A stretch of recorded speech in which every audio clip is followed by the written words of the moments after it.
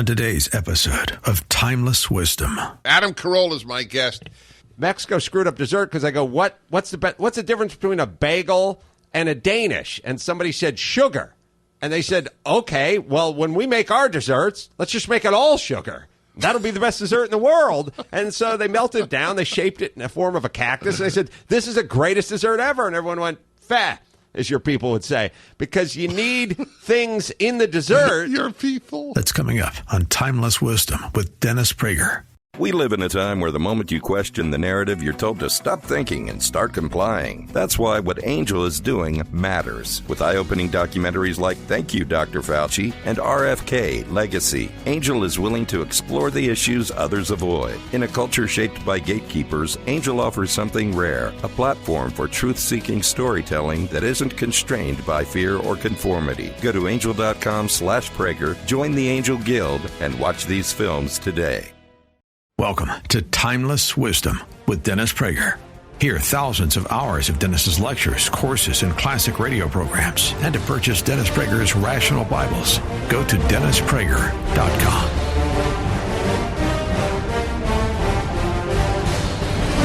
Hi, everybody. This is Dennis Prager, and I have a certain motto in life. What is it? The absurd keeps you sane, keeps us sane. And in light of that, and this is a compliment, sir, I just want you to understand that, I have the 17th funniest man in human history in the studio with me. And the funniest living, but 17th, there are 16 that were funnier in all of history. You don't take that in a negative way. Well, the fact that you have Gallagher as number 3 and Carrot Top as number 11, yes, does hurt my feelings. Oh. Alan will tell you who those popular names are after the show. That is entirely accurate. Adam Carolla is my guest. Adam Carolla is the most downloaded podcast. I know that. Just funny thing to say, though. The most downloaded. It sounds funny. You're the most downloaded human on Earth. It also sounds like a horrible syndrome that you know. Doesn't it? It doesn't sound like a compliment. When you find out that downloaded again, one of your friends' newborn has downloaded syndrome, and you just think, oh, well, we'll get him fitted with a corrective helmet, and we'll do the best we can. That won't stop us from loving him. Adam Carolla is. This is true. It is the most downloaded podcast in the world, and he does it every day. And he was born with a gift. The gift, however, was not a perfect home. The gifts were internal.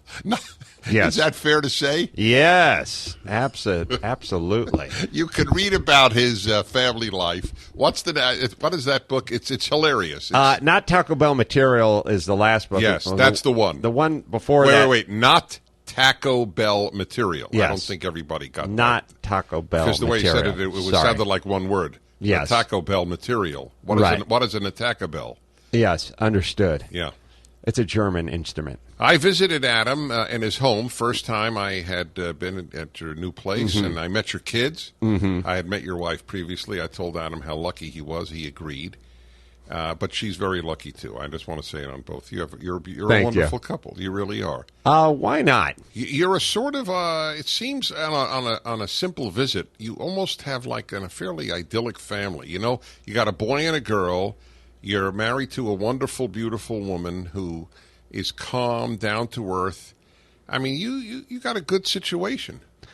I do, and I try to stop myself and appreciate it, and there's that balance that I'm constantly sort of an internal struggle, which is sit back, relax, take it in, and enjoy, versus go out and conquer the next frontier.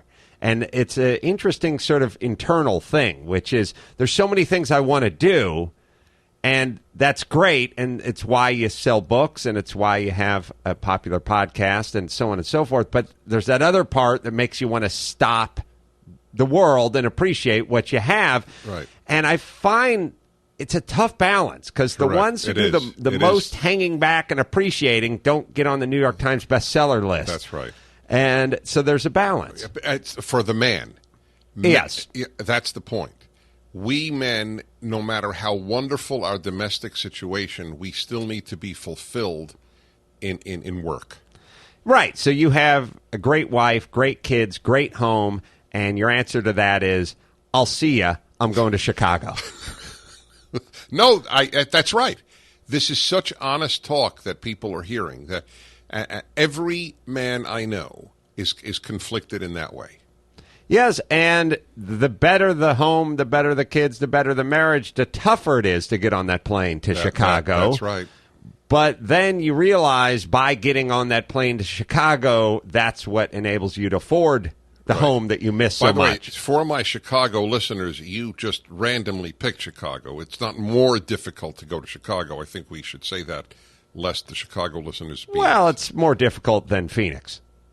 Because of distance. Another 2.5 hours on the flight. But yeah, yes, I love Chicago, and I would never single out. And I heard you speaking about Oprah in the car when I was driving here, and I had a thought about it if you wanted to hear it. Absolutely. I've come across this in my life a lot, and I suspect this is what's going on. Women especially, but people more and more now, because men and women are just sort of becoming... it's like an X. In the 50s, guys were over at the bottom to the left and women were over to the right, and now we're just heading to the point where we're going to cross in a couple of years, sadly. Very sadly. People pay more attention to how you make them feel than what actually comes out of their mouth, and women especially. If you say to a woman... that dress is a little tight on you. Maybe you want to get something else. They hear fat. You didn't call them fat, but they heard fat. And when they talk to somebody else, they will say, Dennis called me fat. Mm-hmm. They tell you how they feel, not what they hear. Oprah felt something, and she's probably walking around with a chip on her shoulder, primed to feel that way. I just spoke to a woman who used to be my co-host on a television show, and she said, you made me cry the first day we met. This is 10 years ago. And I said, why? She said, during the audition, you leaned over to me and you said, don't be funnier than me.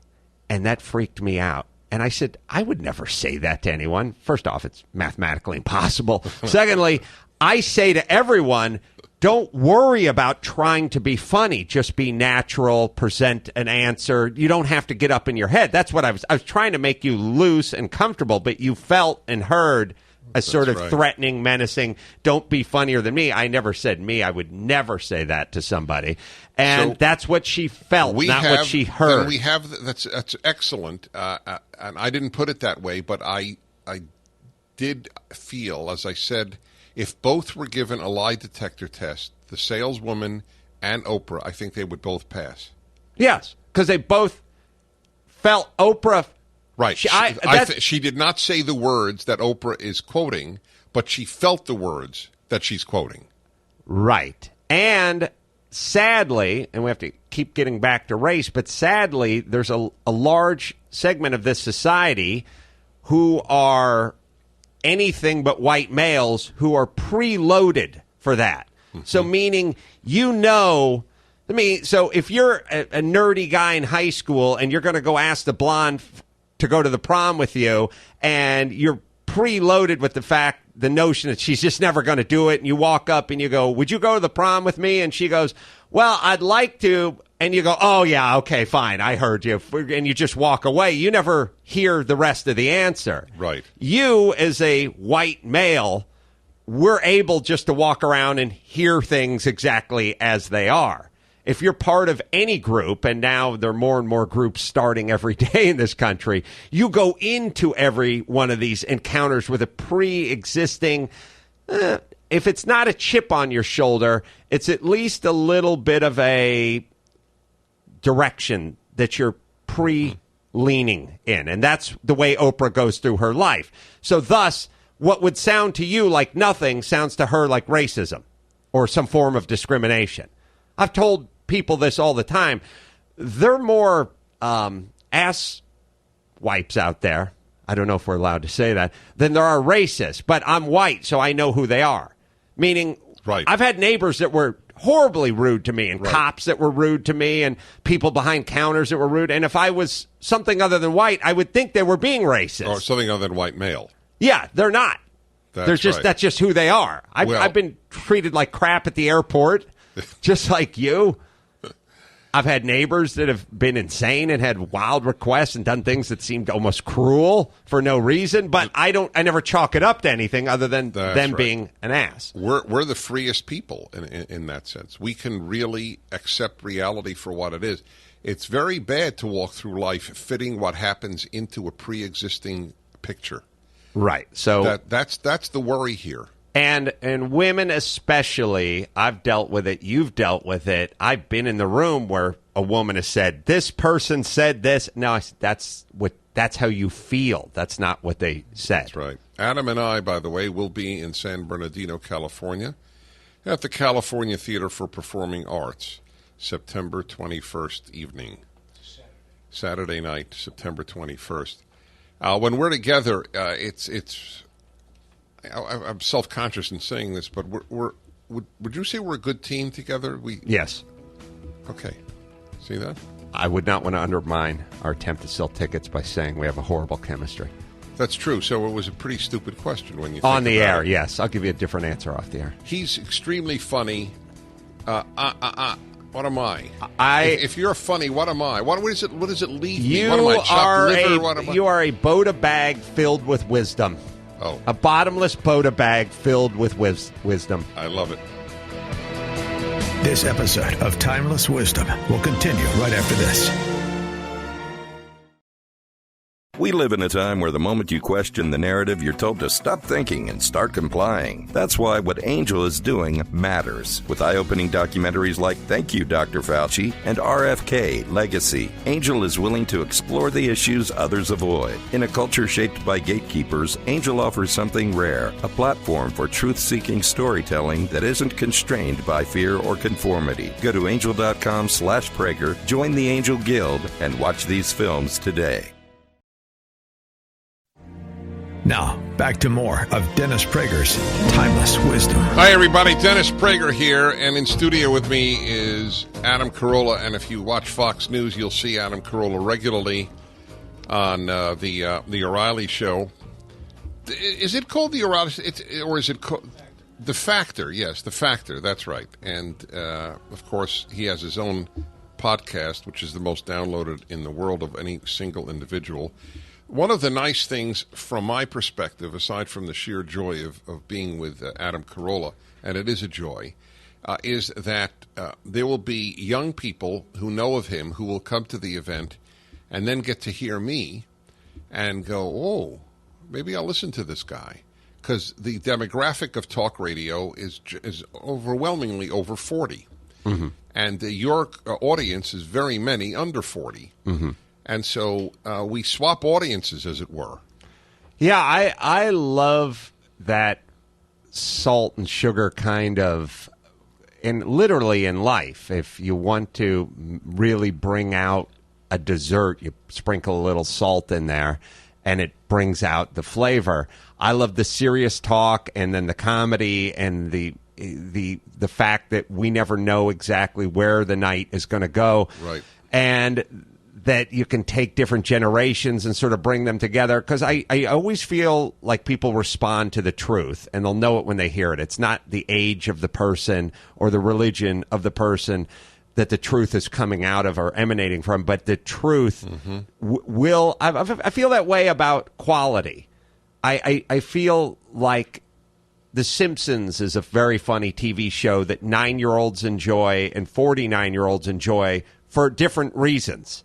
But they still both respond to the quality, and that's what you will have up on stage in San Bernardino, my friends. Well, that's very nice of you to say. I agree with that. By the way, talking about salt on dessert, my wife will put salt on fruit. Yes. So your yes is the yes of so do I? No, but I understand it. I've always said this is why Mexico doesn't do a good dessert. Because they figured out there's certain countries that just don't do a good dessert.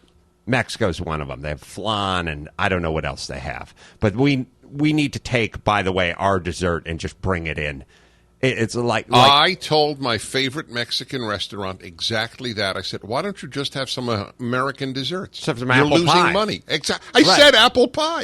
That's right. Exactly what I said to them. Yes, because this flan, this yogurt with the honey on it, or whatever you're calling it, is not cutting it. But I've always used this as an example where they go, Mexico screwed up dessert because I go, what's the difference between a bagel and a Danish? And somebody said sugar.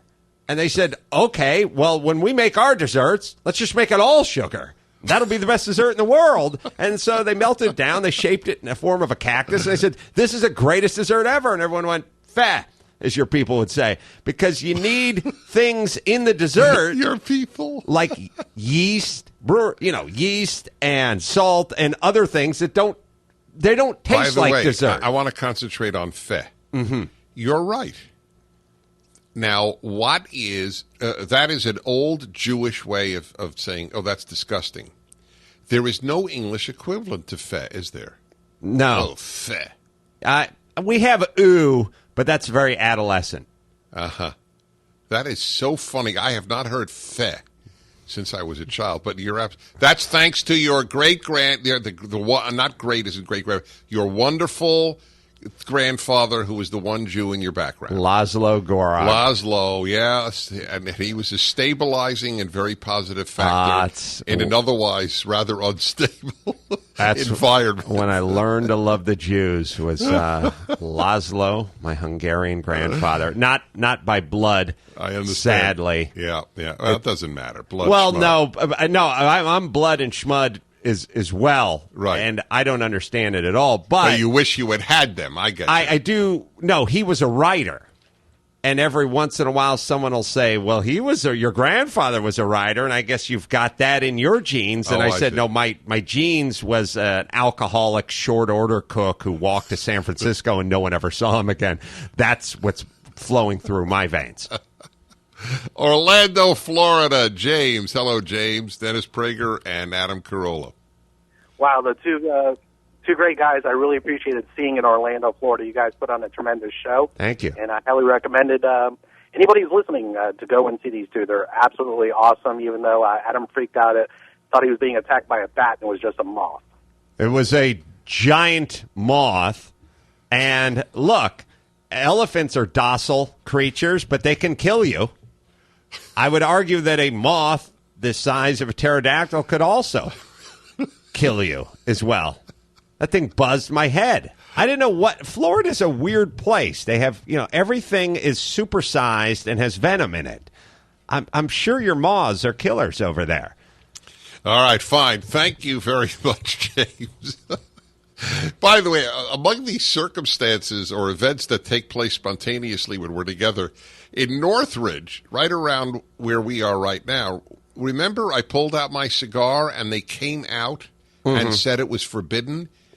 And yes. I said, but isn't it allowed for an actor who's like 100 feet from the closest human being? Right. And no, and he would have closed the show. Oh, yes. It's first off, it's insane. I always think back in the days of we look at this as progress, by the way. I do not look at this as progress. One of our problems in our society is we look at this as evolving.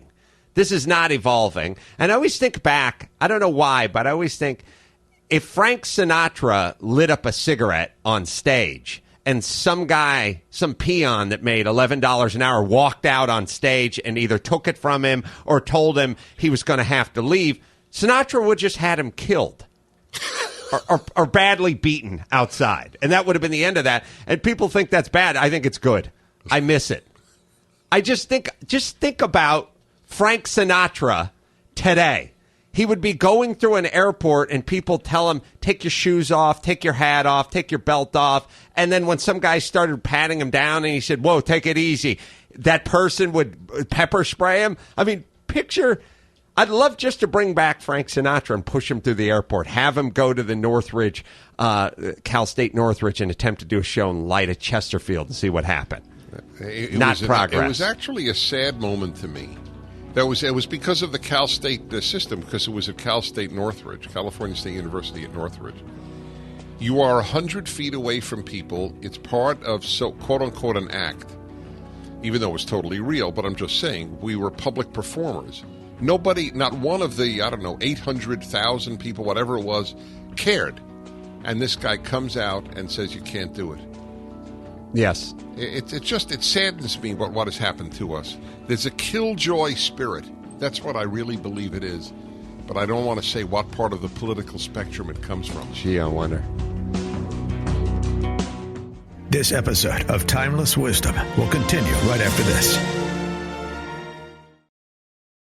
We live in a time where the moment you question the narrative, you're told to stop thinking and start complying. That's why what Angel is doing matters. With eye-opening documentaries like Thank You, Dr. Fauci and RFK Legacy, Angel is willing to explore the issues others avoid. In a culture shaped by gatekeepers, Angel offers something rare, a platform for truth-seeking storytelling that isn't constrained by fear or conformity. Go to angel.com/Prager, join the Angel Guild, and watch these films today.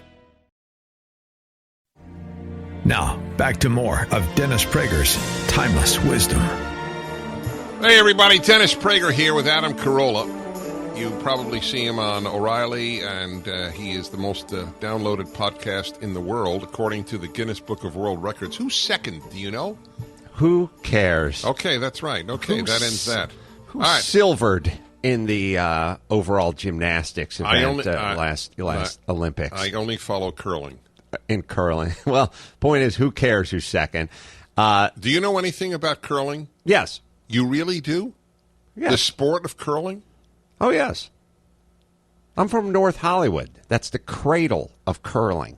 He's full of crap, in the correct? San Fernando Valley. He's joshing me, correct? We were curling before I could walk. Yeah, exactly. Listen, I know what it is. Yeah, what is it? It's basically a version of ice fishing, which is in certain regions where it's frozen for 6 months out of the year, people need an excuse to get drunk, so they create an activity around that reason to get drunk, which is ice fishing and curling. It's a reason in regions where there's no thaw, where they can go out and say, well, let's do this, but let's have a couple of brews. All right, well, anyway, you said who got the silver? Hjalmar Thorsen of Norway. All right? I'm just telling you. You know how to attract an audience, because that kind of scintillating hot AM talk is what brings them into the tent, Dennis. They love that.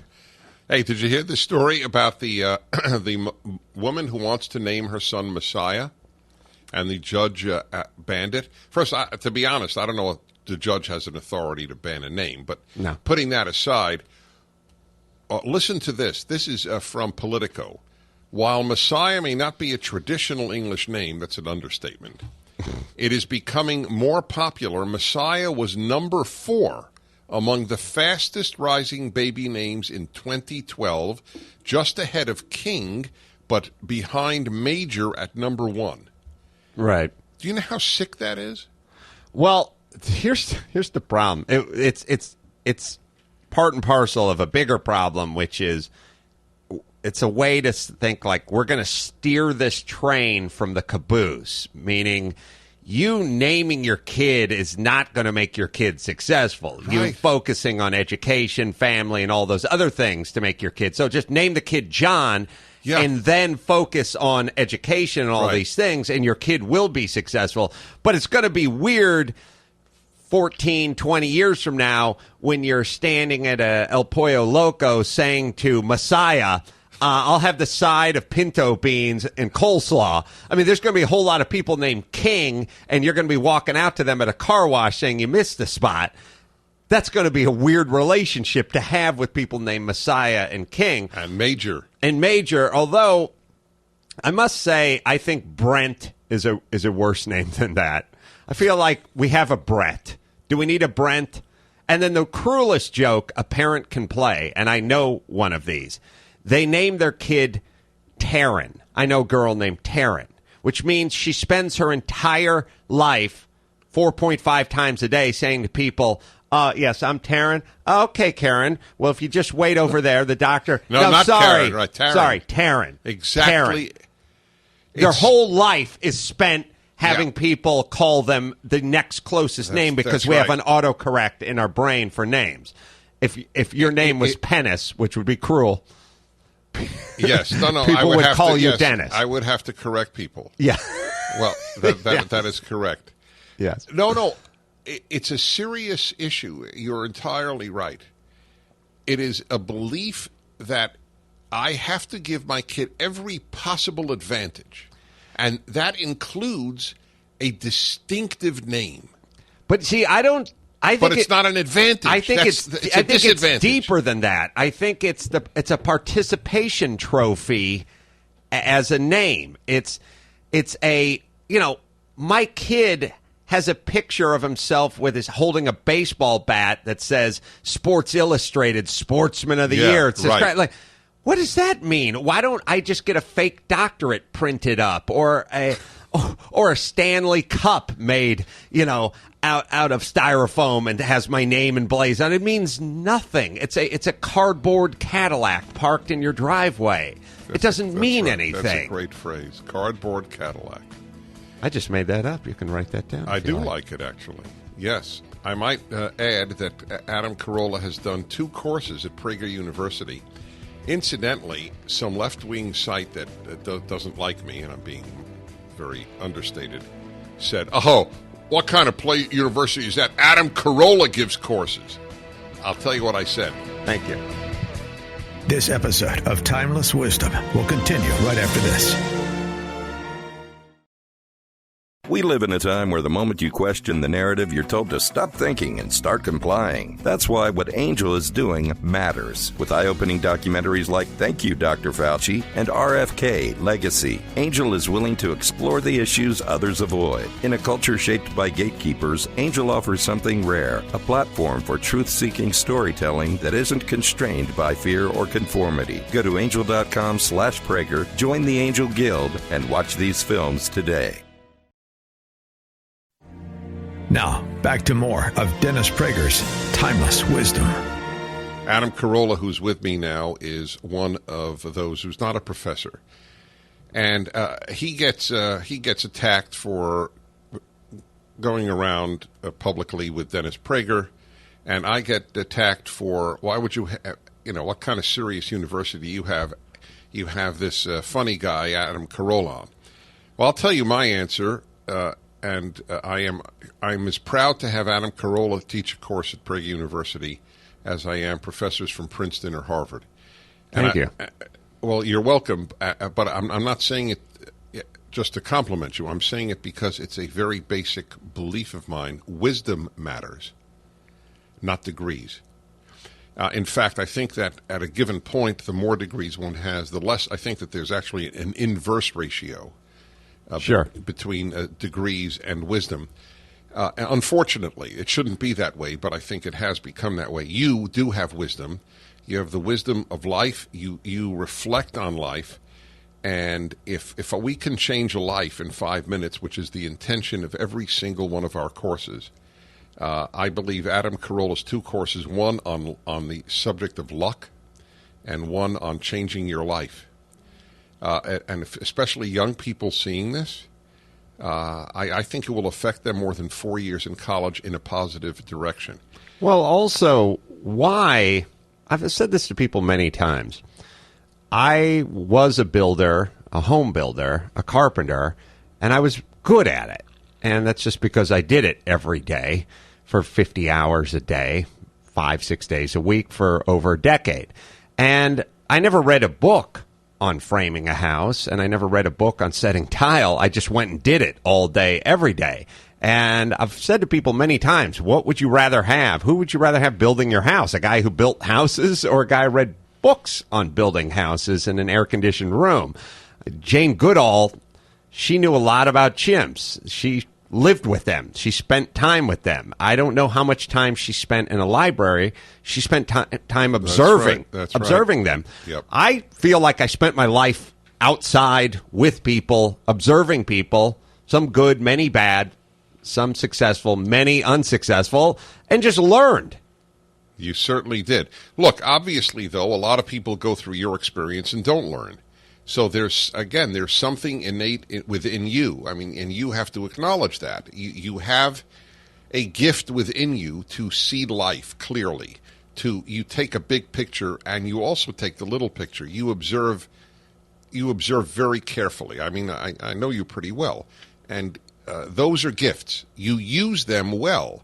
That's the only area where I would argue that luck does come in. I mean, luck comes in with health. I mean, you would acknowledge that too, obviously. Yes. One's lucky one has health. One's lucky that one has abilities. But the vast majority of people have abilities, but they rather watch television. Well, I always say, look, there's going to be a certain percentage of people that are born into nobility and wealth and whatever. Your father is Martin Scorsese or something, and that's going to make it easier for you to make a film. Right. And there's other people that are going to be born into incredible poverty and with no clean drinking water. But throw out the high and the low. I mean, throw out the lottery ticket winner and throw out the guy who was at 9 years of age, was on his skateboard and was hit by a garbage truck and horribly disfigured. That's a very small percentage. And then the rest of us land somewhere in between those two things. That's right. And that's all I want to focus on. Perfectly correct. Atlanta, Georgia, and Vaughn. Hello, Vaughn. Dennis Prager and Adam Carolla. Hi, Dennis. Hi, Adam. Hi. I don't know if you remember me, but in the summer I saw you guys together in Florida. And I took my children with me. There's 3 of them and my husband, and I'm that short Asian lady that you took a picture with. Well, I took a picture. Yes, actually, and I have that picture. Thank you. Yeah, well, I tried to talk to you and, of course, Adam. I think what you guys have is a tremendous combination. And I'm going to try to persuade Adam, because I know you're the one who said that Adam wouldn't go for it. But between the two of you, you have wisdom and you have life experience. And that's what the Dennis Prager University is all about.